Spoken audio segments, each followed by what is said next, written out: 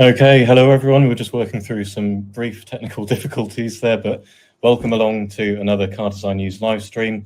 I'm Freddie Holmes, I'm the Deputy Editor of CDN and very happy to have you all with us once again. Now, unless you work in perceived quality, there's a chance that you've never even heard of it. One thing is for sure though, you've almost certainly noticed if a body panel doesn't line up properly, if an interior is rattly, or if an expensive car looks cheap. Now, there's plenty more to it than that, of course. But from our initial analysis, perceived quality, or PQ as it's known, ensures that hard work done at the studio and beyond does not go to waste, and that designs resonate as intended. Now, to learn more, I'm delighted to say that we're joined by 𝗪𝗓𝗧𝗛𝗓, who is Head of Product Quality at McLaren, who has worked at JLR and Renault previously, and Corentin Cheminot, who leads perceived quality and craftsmanship at Lucid, and he joined the EV brand after spells at McLaren and JLR as well. We also have a couple of special guests joining us later on too. But first, let's just set the scene. And 𝗪𝗓𝗧𝗛, Corentin, thank you so much for joining us for this live stream.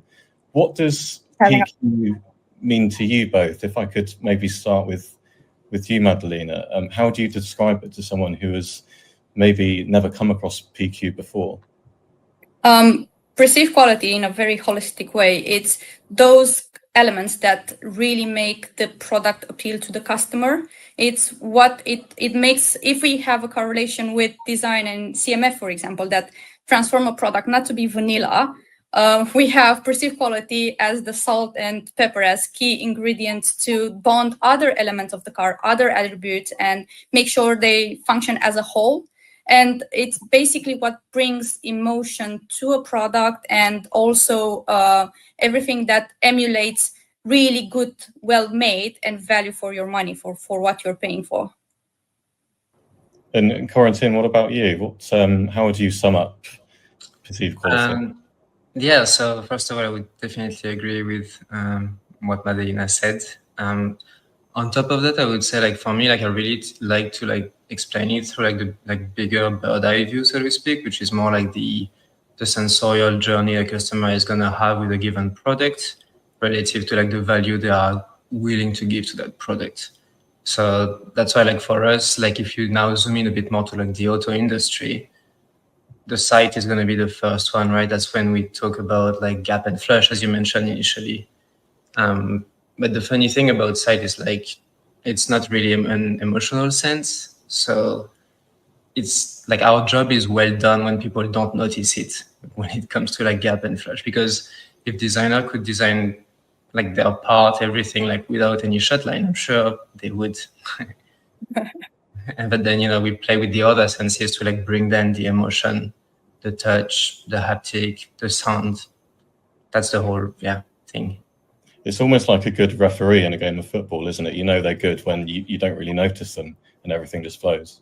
Mm-hmm. Yes.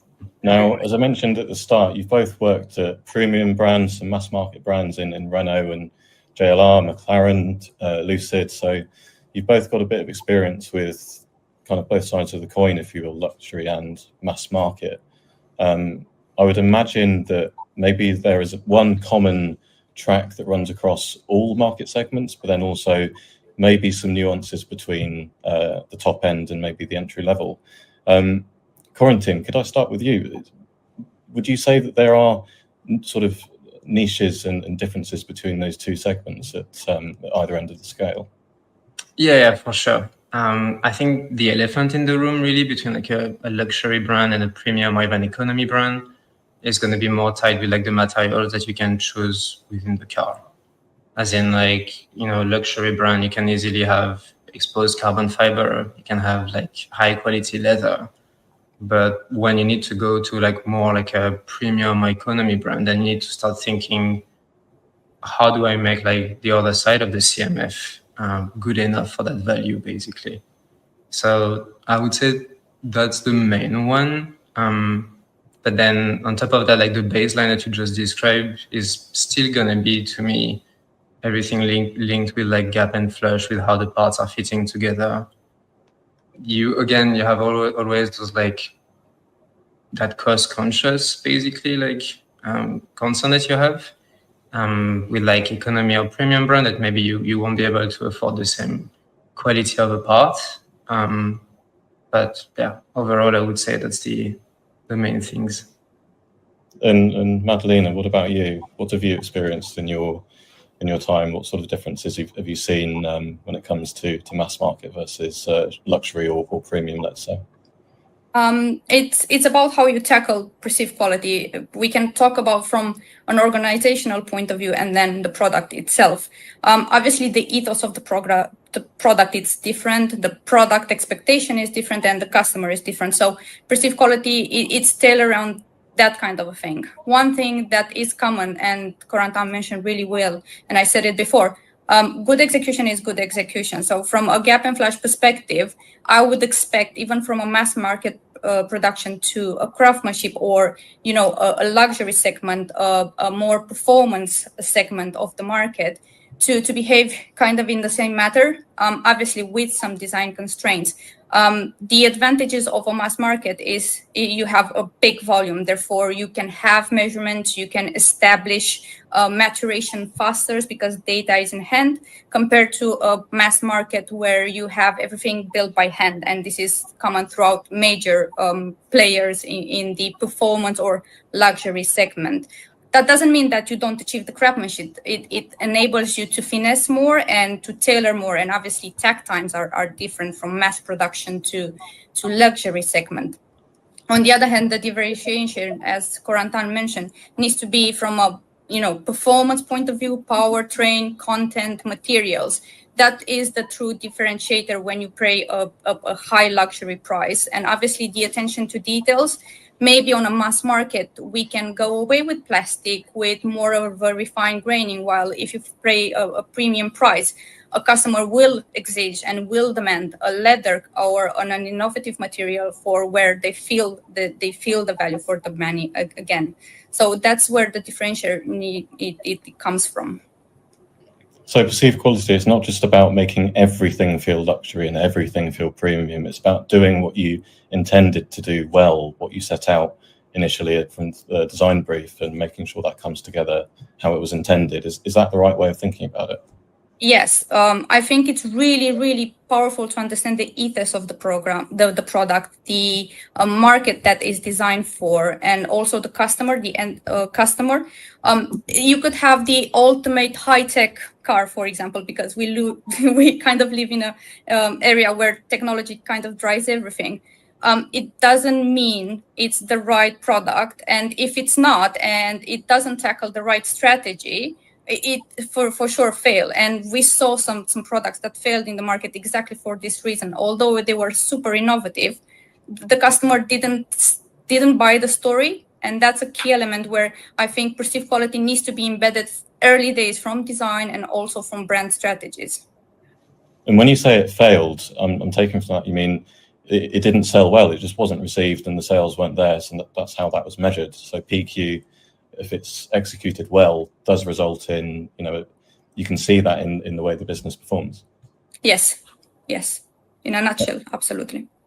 Now, I think maybe to the casual observer, someone that isn't embedded in the world of PQ and maybe not even in the world of car design, panel gaps and misaligned body panels, they might be the most obvious example of PQ.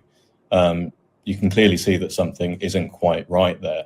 Now, to learn more, I actually caught up with another expert in perceived quality called Amit Sharma, who is head of the consultancy Karigari based in India. And he explained why flush and gap analysis is so fundamental to perceived quality. Right, Freddie. I mean, the geometric quality, the gaps and flushness, so to say, is a very important aspect of crafted quality. It's like the very fundamental or the bread and butter of, the first principles of perceived quality. Geometric quality actually not only conveys a sense of precision and a high level of craftsmanship, but it also gives an impression of a high build quality.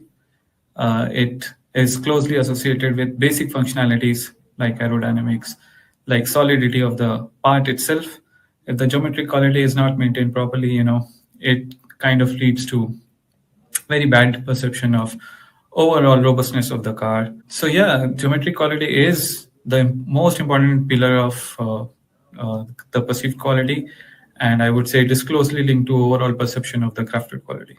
There are some basic principles. Of course, the very first lesson which we were taught as when we were learning the principles, to avoid multiple joineries or intersections, the gaps in flushness, there were few values which we were taught, which are followed by the premium cars. Say for the shirt lines, it was 3 mm to 4 mm.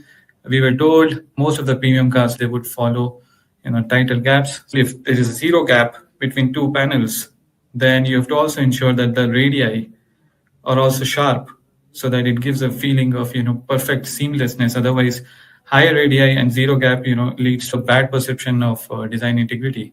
So yeah, some basic principles is we as designers should follow.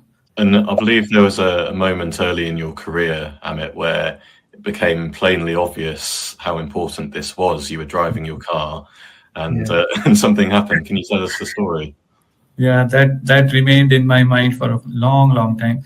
These were my earlier years in Tata Motors, when I was newly admitted to perceived quality domain. And these are the times of Indicas and the passenger car, which were newly introduced by Tata Motors in the early 2000s. And I remember this incident when we were driving in the car track, and someone pointed out that the vehicle which was running next to us, that the hood is open for that car. And we actually stopped the other car, and we went to close the hood, which incidentally happened to be in shirt condition.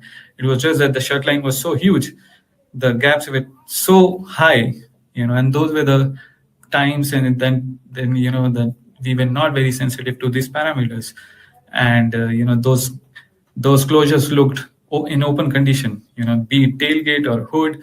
So it led to a very bad perception, even for the customers who were driving the cars outside, and there was a general perception that these parameters are not taken care of. So it led to a perception of car not being safe, functionally not being built with a very high integrity. That's quite a good point, because even though technically it may have been safe and it may have worked just fine, the perception to the consumer, someone that is potentially going to buy this car, is that it's not been built well, and if the hood isn't closing properly, what else has gone wrong with the car? Exactly.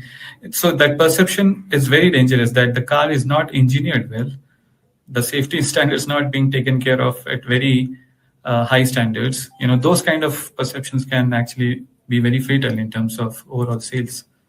Yeah, very damaging. So there's an interesting point there. We talk about perceived quality, but Amit was actually talking about almost perceived safety in a way. Did that resonate with you, as Madalena and Corentin? Is that something you agree with, that perceived quality can impact as far as that, whether the vehicle's not just deemed as a well-built product, but a safe product as well? Yes, absolutely. Gap and flash, actually, it's quite an important part. I would say 50% of perceived quality, and some of the OEMs oversee even more of that and emphasize a lot. There are OEMs that have a whole unique selling point on achieving tight gaps, tight radii, and I'm super happy he tackled on radii, because it's such an important factor. Gap and flash, I like to speak in metaphors. It's almost like the body language of the car, when you look at someone and it feels like something is off, but you can't tell why. Same thing with gap and flash. When you approach a product or you approach a car, literally that will be your first visual cue, outside of design, of course, that something is really good and really well implemented, and something it's off. And as you really good mentioned, if that is so wrong, what can I expect happening behind the scenes and behind those panels? Really, really important, though. What I think it's super important from a gap and flash perspective, especially on gaps, is the consistency. We do have OEMs that are chasing the smallest gap, and they have the capability. A car that has slightly larger gaps, it doesn't mean that it's badly manufactured. It's not in the ethos. So if you think in a SUV or utility kind of range of vehicles, wider gaps are allowed because it falls into the storytelling and the ethos. However, if they are executed consistently, it doesn't affect the perception. They are accepted by end of customers. Another thing to underline, it's flash conditions, which I think we're not talking about enough in the PQ world. Everybody's focusing on gaps. Flash can influence a lot because, especially if you are in a performance sector, a flash that is not studied enough or not captured properly early in the design phase can affect other attributes like aerodynamics, or can drive different strategies around the car. So if we look at the latest trends in vehicles, especially in SUVs, flash glazing, you need to make sure that you study that early days, especially because you have larger components, that could be satisfactorily delivered to the end product. Or if you want flash door handles or hidden features, again, for aerodynamics, flash plays quite an important part in the gap and flash, if we want to go into more details of that. Yeah, maybe Corentin, if I can bring you in, what's the sort of the best practice for gap and flush with a premium luxury EV brand, let's say? What sort of targets are you setting yourself there? It's a bit like what Marina was saying about, like, you know, some can chase like the tightest gap, but I think more so than like purely focusing on like how tight is the gap is how well you can integrate it somewhere. So when you start having like more and more cars, like you will have more tolerances, you have like less time to really adjust something in theory, meaning that you will have to deal with those gaps. So a design that's well studied in advance with like the right people, like dimensional team, like the engineering team, suppliers, and so on, will deliver like overall like a very like nice unity in terms of like gap and flush. And it's like one of the big, at least to me, like fundamental point of PQ is really, there has been some research into it, which is like the unity in variety concept, which is more like it's overall like, let's say, the sum of the parts. It's okay to have gaps, like Madalena was saying, means for instance, like, I don't know, if you take like a G-Wagon or like something very big and bulky, like it's part of their design language, right? It's part of the design intent. You have exposed fasteners, you have gaps, but it makes sense as a product, right? But if you have like something that's meant to be looked more flush, meant to be looked more tight, then you still need to like really focus on like what else can you disguise, so to speak, so that it still gives that impression to the customer. Is there an element of repeatability to this as well? We spoke about mass market versus luxury. Obviously, one's going to be producing in much higher volumes than the other. Is there something to be said for maybe not getting the tightest gap or, you know, the best flush, but doing what you're doing consistently, model to model over tens, hundreds, thousands of units? Yes and no. So that's the whole point of like the tolerance, right? It's like you will have like a normal distribution in theory. So there is no, you will be repeatable within that tolerance, like within that range, basically. So that's why it's like more important to like focus on what do you want to prioritize? How can you like desensitize? I think desensitize is probably one of the key words in our day-to-day life. And, you know, sometimes it's like, you can desensitize with like the type of joint you're going to put between the parts, but there is also a lot that you can do with the CMF. If you have to put like brake between parts and you put like reflective material next to each other, then you will less perceive the gap, for instance, than if you are just like the same color, like two black solid color, let's say. I wonder if we could stick with you for a second, Corentin, because I'd love to dig into sort of the specific considerations there might be for electric vehicles, because we all know how much quieter the cabin is. It's often referred to as silent. It's not quite silent, but it's not far off. With a quiet cabin, that brings added focus to any little squeak and rattle. Something that might be, you know, a little bit annoying in a normal ICE car could get masked by the engine. In an EV, it's there for all to see. So, how do you tackle that from a PQ perspective? And is that the right way of thinking about it, in that EVs have maybe a tougher job in that sense than ICEs? Yeah, that's definitely a good topic. But I would say, you know, like the paradoxical situation here is that you have with ICE car, you also send like a ton of vibration into the cabin through like the engine, through the powertrain, through everything. So I don't think anyone is really trying to be like, I'm going to hide that squeak because I know my engine is making so much noise next to it.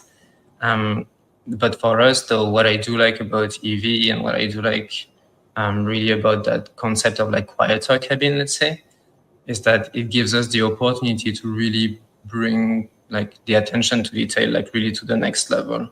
Like we are really going to spend time in terms of like even like surface haptic of a material. You work with like new synthetics, for instance, how do they sound? Because you will hear it more. And, people grabbing their steering wheel, people touching their door panel. And then on the other side as well, you also have like all the attention to detail that we would put towards like a switch execution, right? Like anything that you are actuating, what type of noise does it make? What is the response you are getting from it? And it's not really just purely noise, it's really like the whole thing.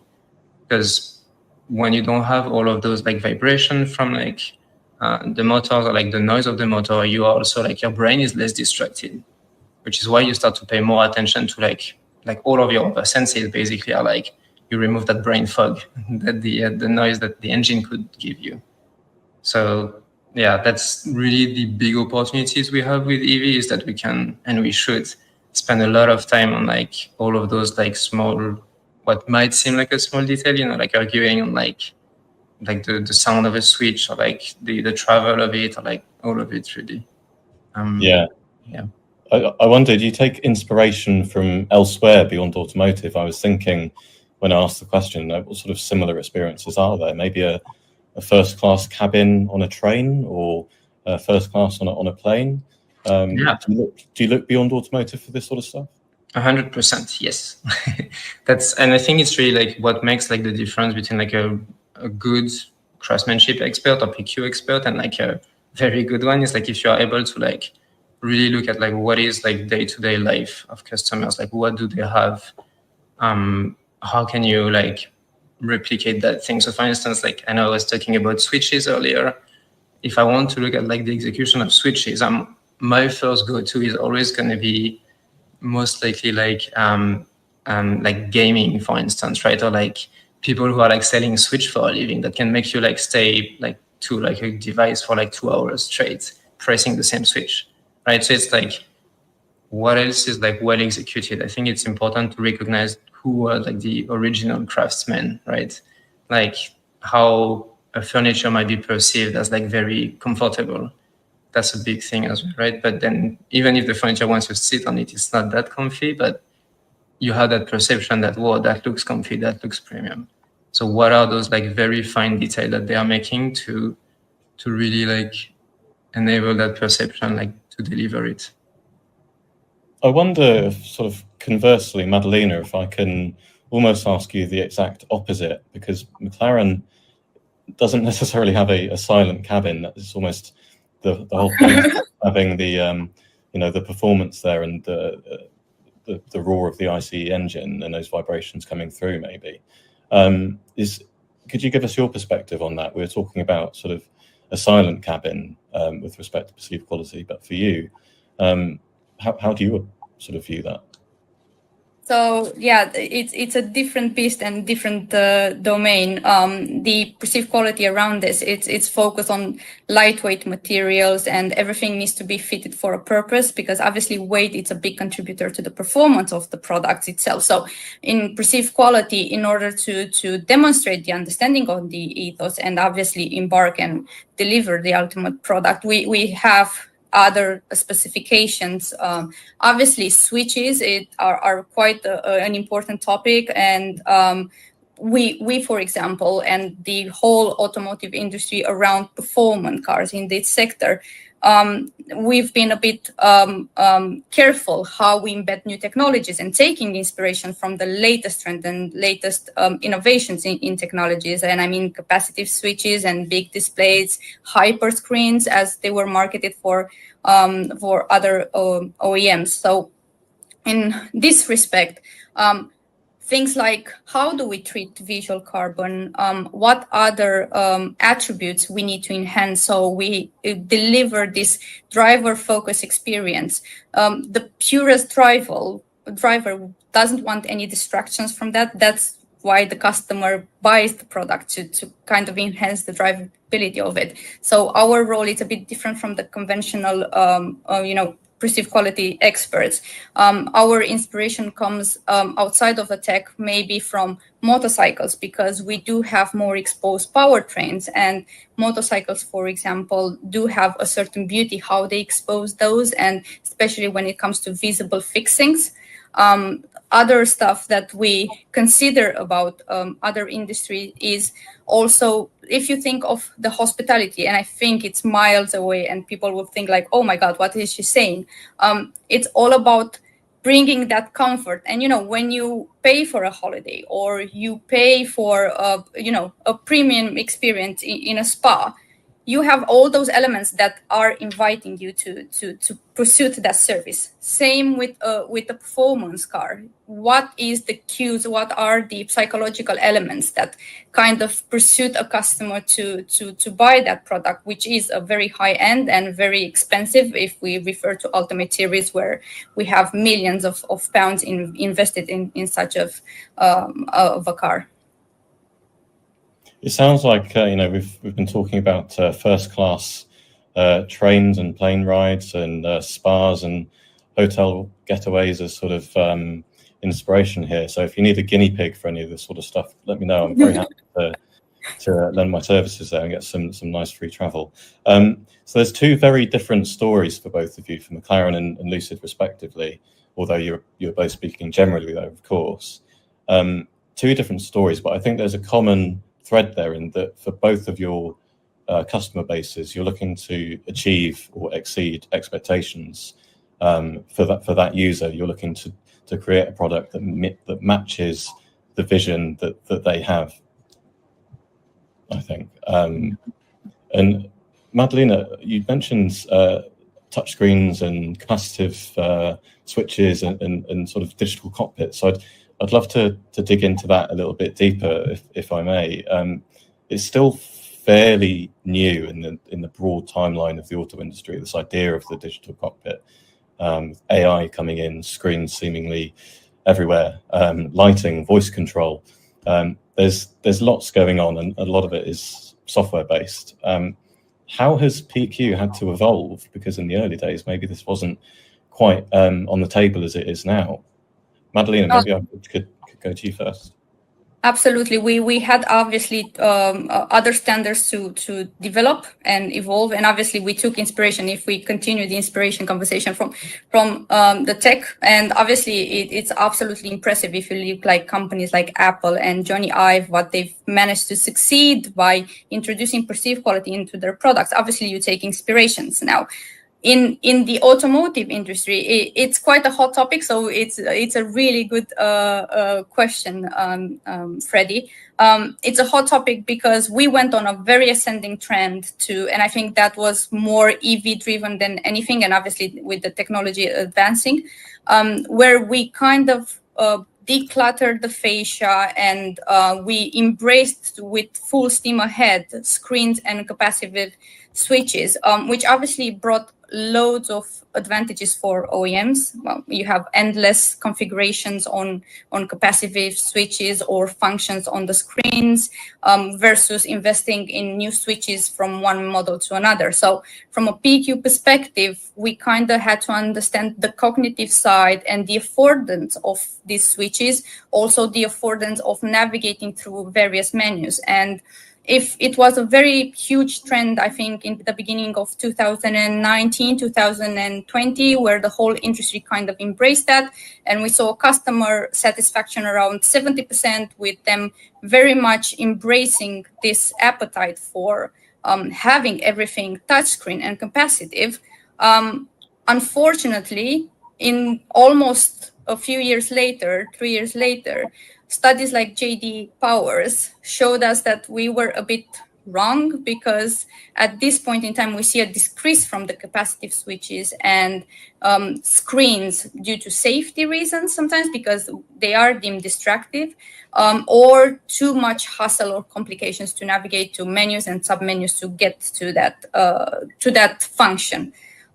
So I think from a perceived quality point of view, what we learned, it was that we need to find that fine balance, and we need to tune in line with the customer expectations and consider where mechanical and traditional physical switches need to be really embedded. So for example, one of my favorite personal, because I deal with it every time in my car, it's the volume knob. So I don't have a volume knob in my car anymore. I need to rely on the switch. It's absolutely annoying.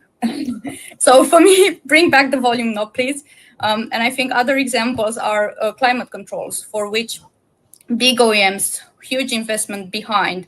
They changed this conventional approach of knobs with displays of the temperatures, etc., to everything under a screen. There were cases of safety concerns, because obviously when you drive 70 miles an hour or on a motorway, and you are distracted and you want this feedback directly from the switch or the operation itself, it's not good enough just to browse through. You need that immediate feedback, which a mechanical switch do brings. And obviously there are perks with it as well. And you can also embrace them and make them quite premium features and enhance perceived quality as they used to do before.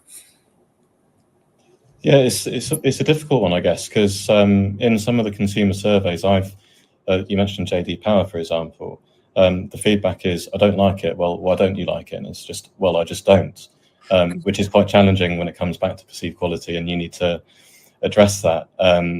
Is there anything you can necessarily learn from big tech, which has sort of led the movement, like you said, and sort of encouraged the car industry to follow? Corentin, maybe if I could bring you in there. Is there anything that you learn from sort of our daily use with smartphones and TVs, everything like that? You know, or is it completely different, and you should ignore what big tech is doing?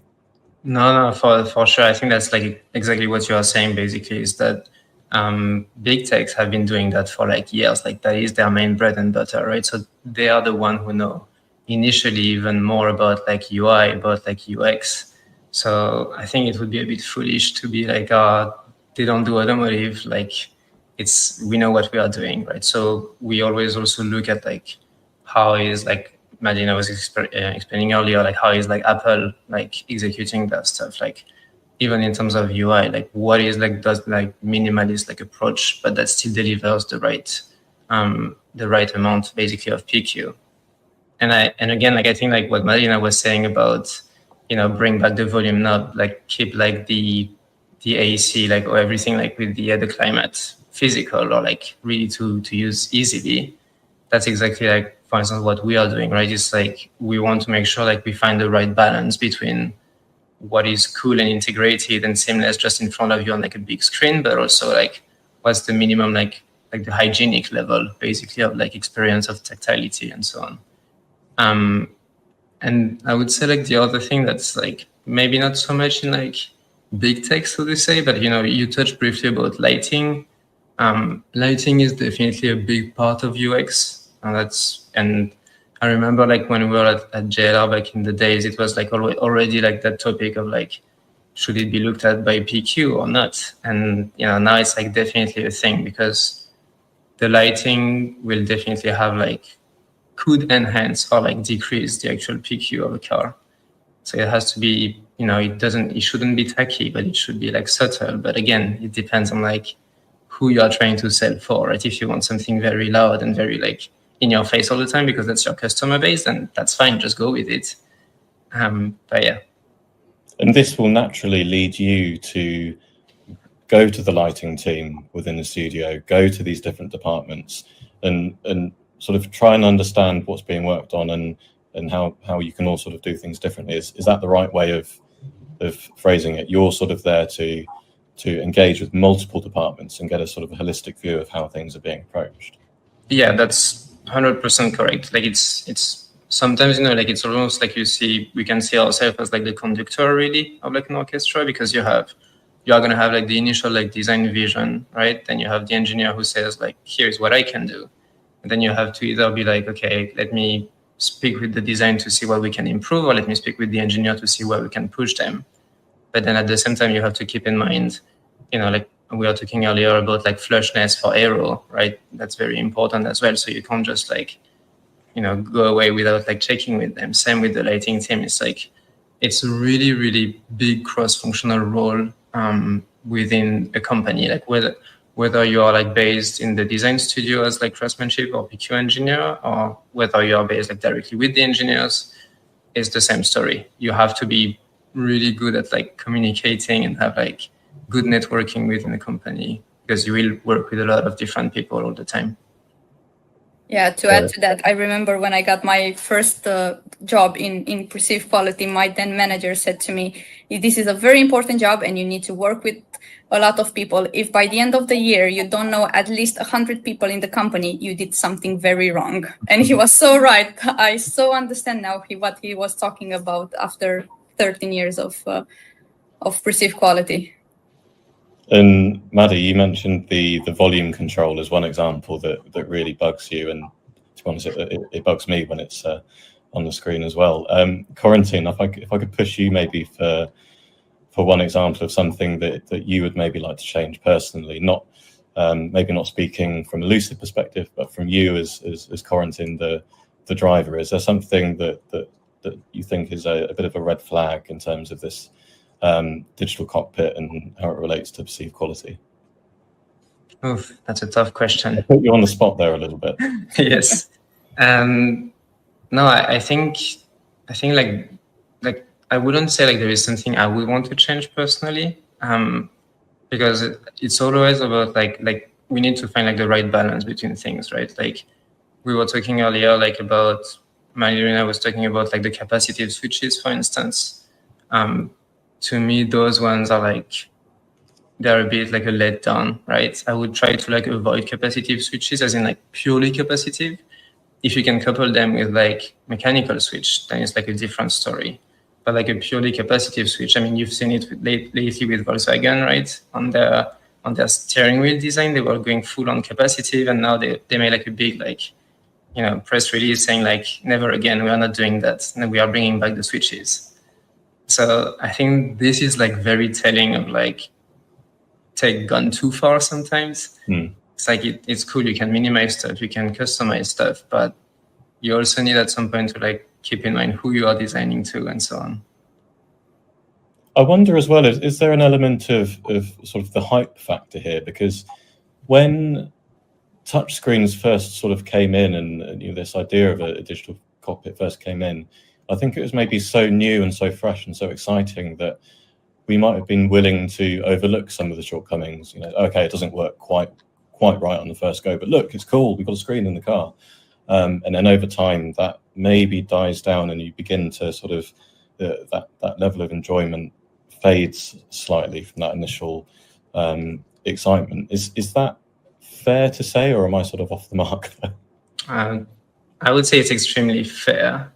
If you look, for instance, at like the hyper screen, right, from Mercedes, that one, like the amount of like glare that you get from that screen, the amount of reflection, like the how that screen is not that readable, is definitely trying to be like compensated by the hype factor of like, wow, I have like a cross car screen basically.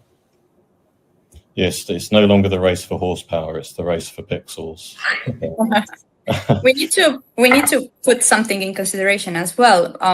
In order to develop a phone, anything tech gadget, tablets, etc., it kind of takes 1 year to develop them and be out of the market.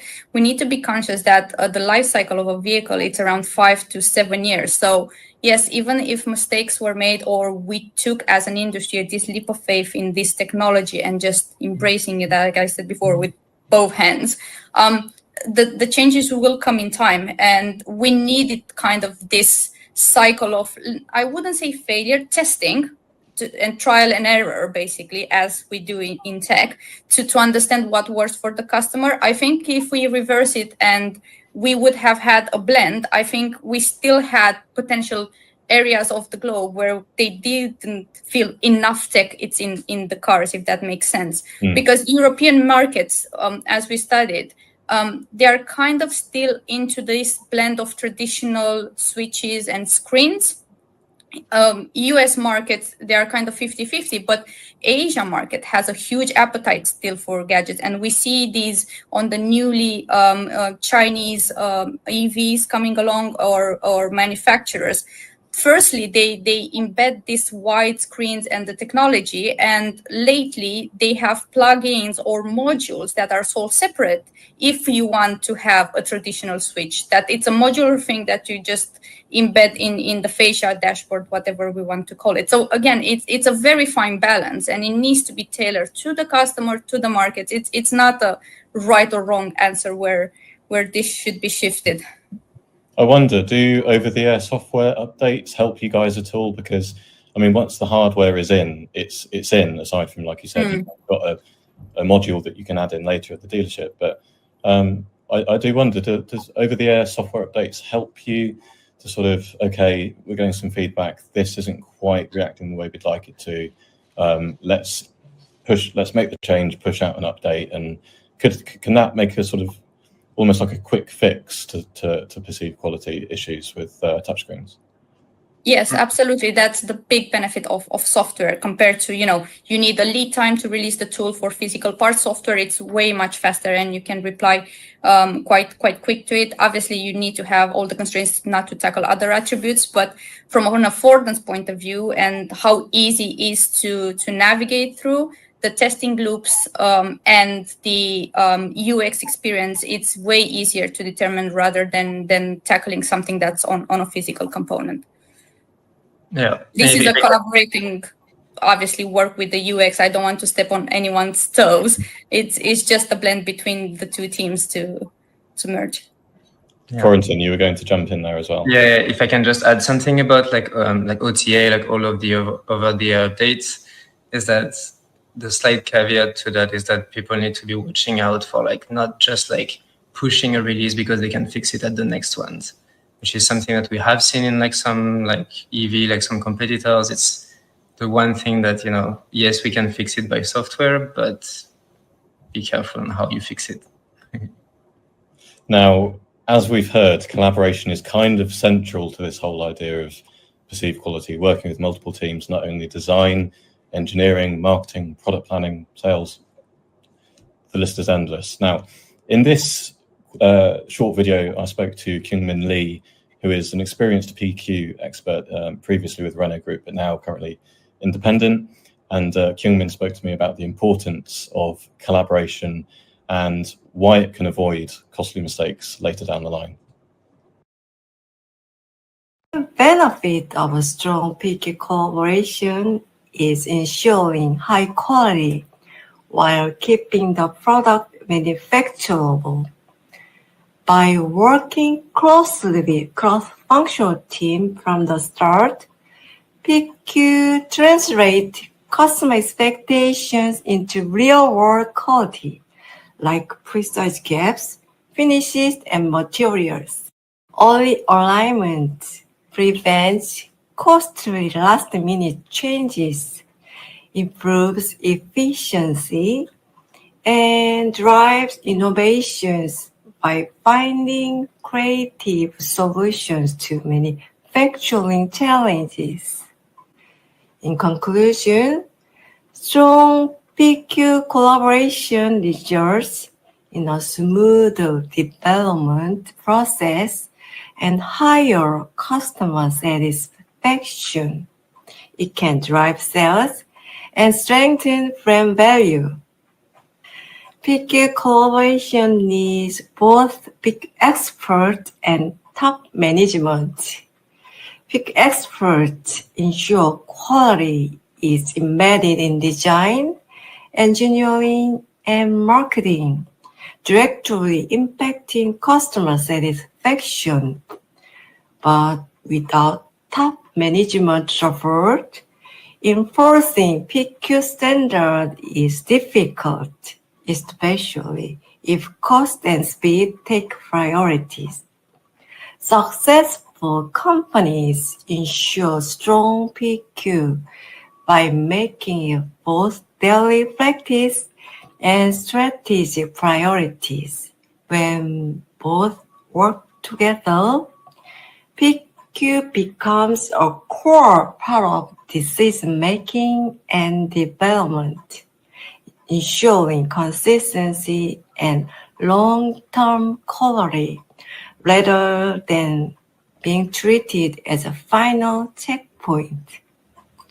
In the end, only PQ integration is the key to delivering true refined quality.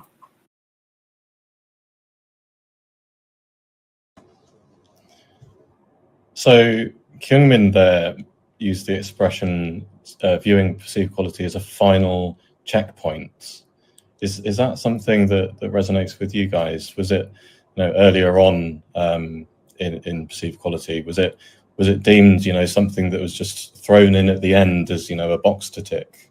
Has that changed? Definitely. I think the overall ethos of perceived quality in the automotive industry, it has shifted. It's not just something that you bring in the end of the product or very late stages of design. At least how I feel from my end, we work closely with design since early stages, and it's recognized that as soon as you embed perceived quality, we say things may come for free. Because obviously, if you come late to the party, that means that you might change tools, you might need to change timing, affect other attributes, or the inputs are just too late to be driven in the product without a significant impact of the overall business revenue. So there is a big shift. Either if we do it consciously and we have dedicated team, or the attribute itself, it's embedded in the function teams that deliver the components, or some studios have what they call design execution, design quality teams. Those are embedded early days. And as I like to say, perceived quality is a team sport. Even if we have... throughout my career, I've worked in various teams, small teams, really large teams of perceived quality. At the end of the day, if you don't bring this collaboration and I see it design to engineering, supplier to manufacturing, and even product teams and brand strategy to bring it to execution, because it doesn't matter for any product. If the brand promises something and it doesn't deliver, the loyalty is lost, the trust it's lost. And these elements, they're paramount to do it as one synergy and have a full rounded product. It's not a coincidence. It's proper strategy behind it.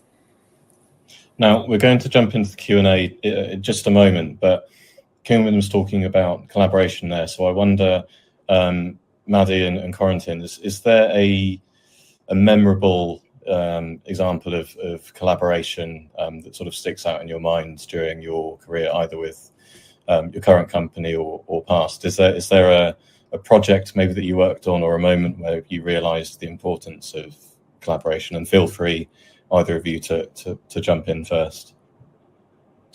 Yeah, I would say, as Maddie is saying, is that it's such a team sport that it's kind of hard to pick that one moment of this one was true collaboration, there was great team spirit, because I do feel that you will definitely live that every day, as long as your organization recognizes PQ.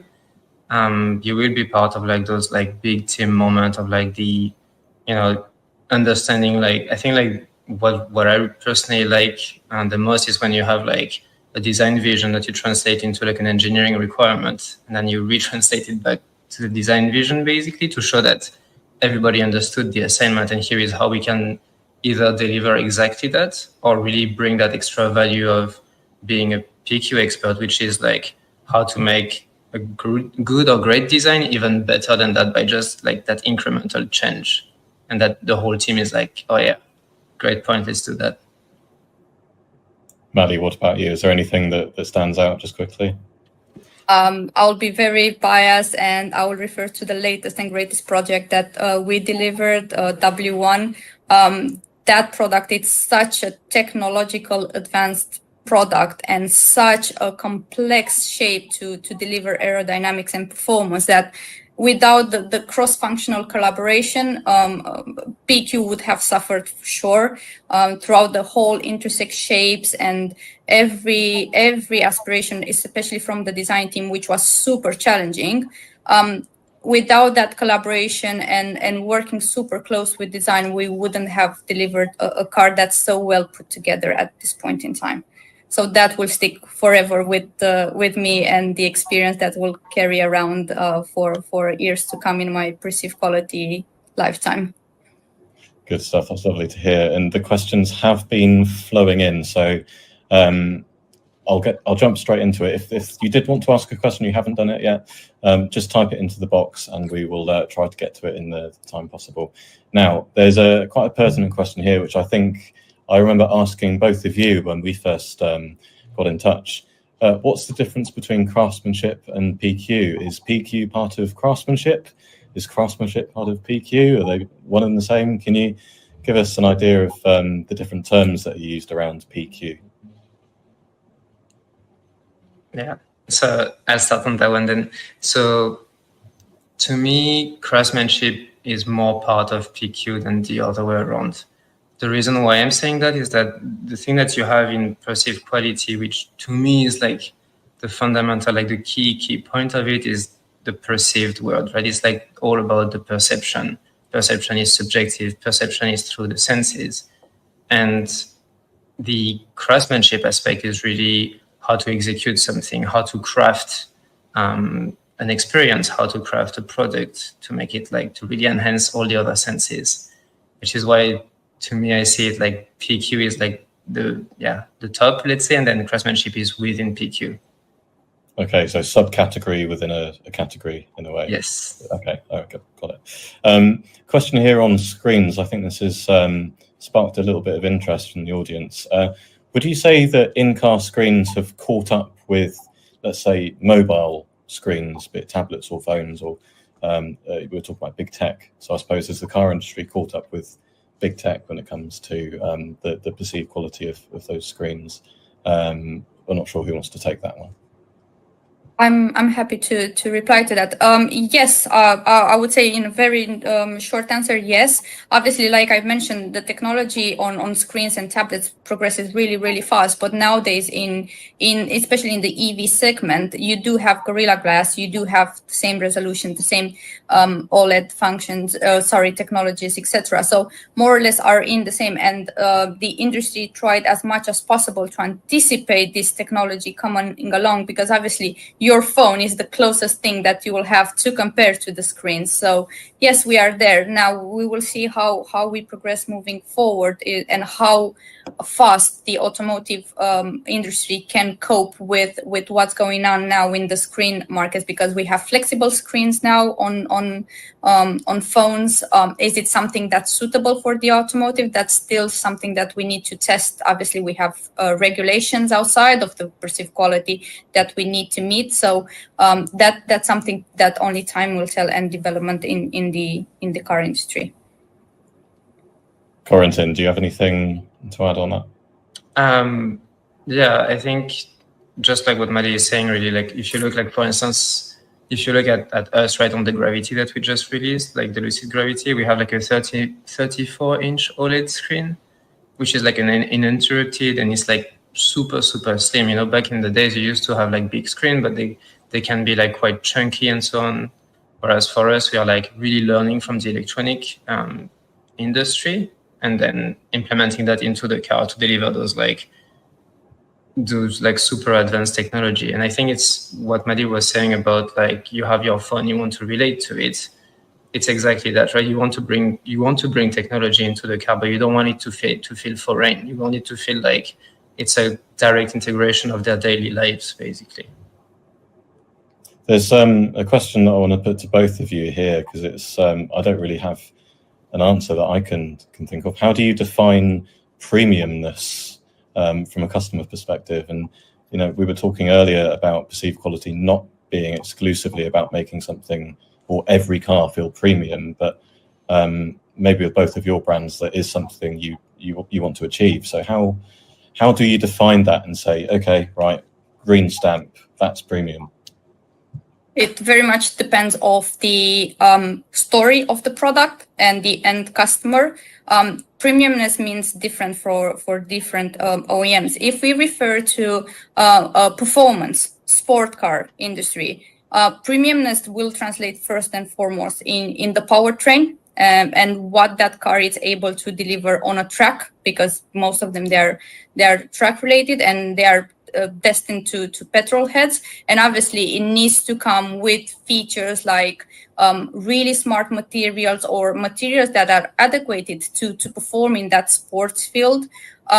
If we look into an SUV segment, a luxury SUV segment, the ethos is different. The premiumness is to have that driver and passenger focused, a cabin that surrounds and defines solidity, defines security in the cabin in a very premium manner, more resonating into a lifestyle.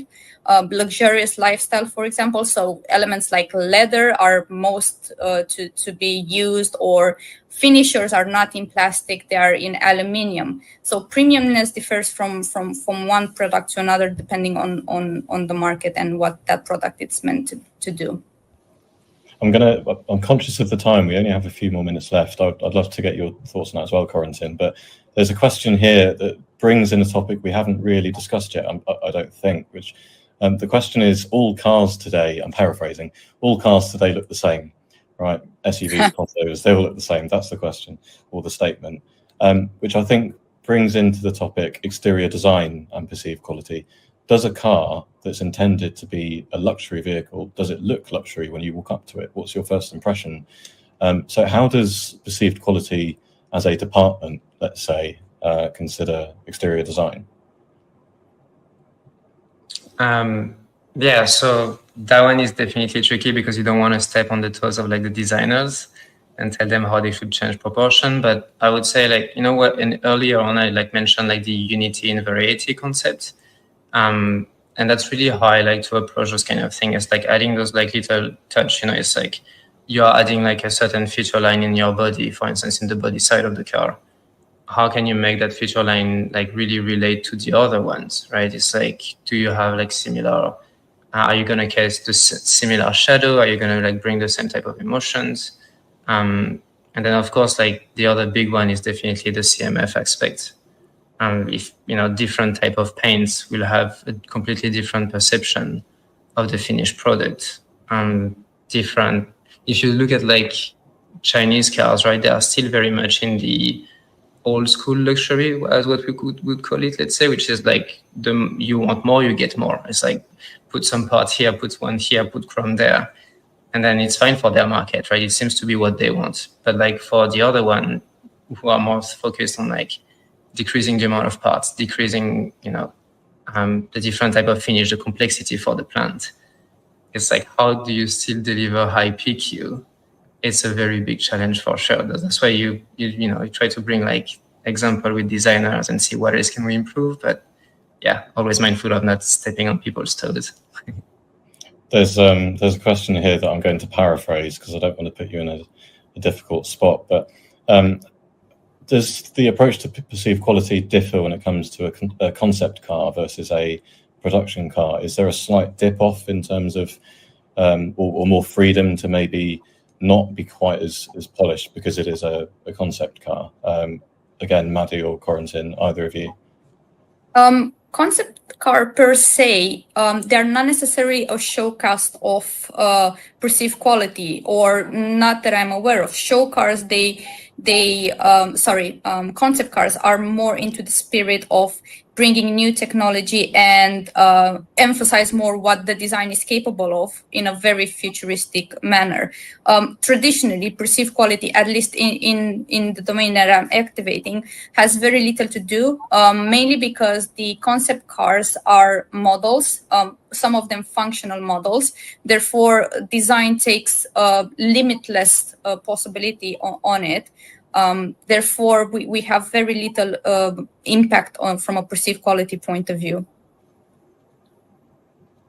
Well, I think that's just brought us over the hour mark there, so I will leave it there. There were so many more questions to get to, so perhaps we can revisit those in another session. But Mädi, Corentin, just want to say thank you so much for joining us. This is a topic that's it's relatively new, I think, for CDN to look at, and it's been very fun to delve into. You may have seen we've covered the topic a fair amount already in 2025. So to everyone watching, there is some further reading you can do after the live stream. But yes, thank you both very much for joining us. It's been excellent having you.